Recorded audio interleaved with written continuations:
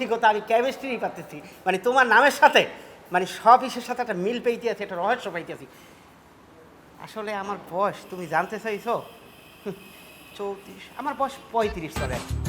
আমি যে ধারণা করছি আমার বয়স 38, আমি আপনার সন্তানের বয়সে। তোমার তোমার আসলে প্রতিটা কথাই একটা না একটা কেমিস্ট্রি থাকবে। আচ্ছা রশিদ, তো আমার একটু সমস্যা হয়ে গেছে, আমার তোমার কাছে কথাটা শেয়ার করতে আমি একটু লজ্জা। বলেন স্যার, বলেন, আপনি বলেন। তুমি আবার কি ভাবো না ভাবো, এই আসলে আমি তো শার্ট প্যান্ট পরলে পিছনে মানি ব্যাগ ইউজ করি। তা আমার ওই যে মানি ব্যাগের যে পকেট, হ্যাঁ, ওই পকেটের ভিতরে আমার এটিএম মাস্টার কার্ড ছিল। আচ্ছা। তাই দেখা যাচ্ছে এই যখন আমি সোফায় বসি, বসতে অনেক সময় চাপ লাগে, তা আমি ওই কার্ডটা নিয়ে গেছিলাম এটিএম বুথে। কার্ড আমি ঢুকাইতেই পারতেছি না। আমার লই যান, আমি ঢুকাই দিই। আহারে সেটা তো কাজ, মানে আমি যে পাঞ্চ করতে পারতেছি না, নেচ্ছে না কার্ড, আমি যে টাকা যে সারাবো সেটাই পারতেছি না। এখন আসলে হাতেও সেই রকম কোনো টাকা নাই আমার। আমাকে জাস্ট 1050 টাকা একটু ব্যবস্থা করে দেওয়া যায়? আমি কালকে 11টার ভিতরে আমি তোমাকে আবার রিটার্ন করে দেবো। 50,000 টাকা স্যার অবশ্যই দিতে পারবো, যদিও আমার যে ওই রকম এক লগে নাই, তবে আমার বউর স্বর্ণের জিনিস আছে, ওইয়া আমি জুয়েলার্সের দোকানে থুইয়ে সুদে আনতে পারবো। রশিদ, না না না তোমার স্যার, না এটা না না করতে না। তোমার এটা এটা আপনার বয়সে সন্তানের মতো আমার এটা করতে হবে। আপনি আমার সবসময় ওইভাবে চোখে দেখবেন স্যার। আমি আর কথা বাড়াইলাম না। রশিদ, আসলে আমি খুবই কোনো কিছু মনে করবেন না, মনে করবেন আমি আপনার সন্তান।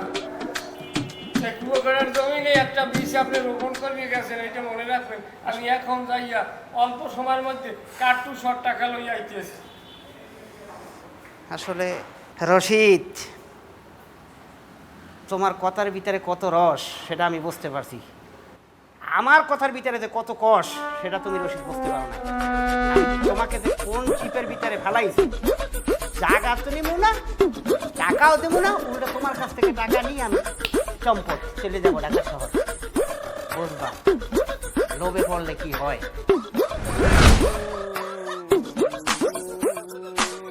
আসসালামু আলাইকুম স্যার। স্যার ওই ছোট স্যারে কই? আমি তো এককালে বাইলে ফুলে দিয়ে গেছি। বাইলে ফুলা, দর্গি ফুলা, 3 ফুলা দিয়ে রইছি। মন মেজাজ ভালো না, কি কম দিশে পাই না। আরে ওই ক্রেডিট কার্ডটা টাকা ফালাইয়েছি, আর আপনার জন্য 50 লাখ টাকা কালকে বরাদ্দ রাখছিলাম যে কালকে দেবো। কি কন স্যার, কি জামাল আমারটা খুললে কন দি?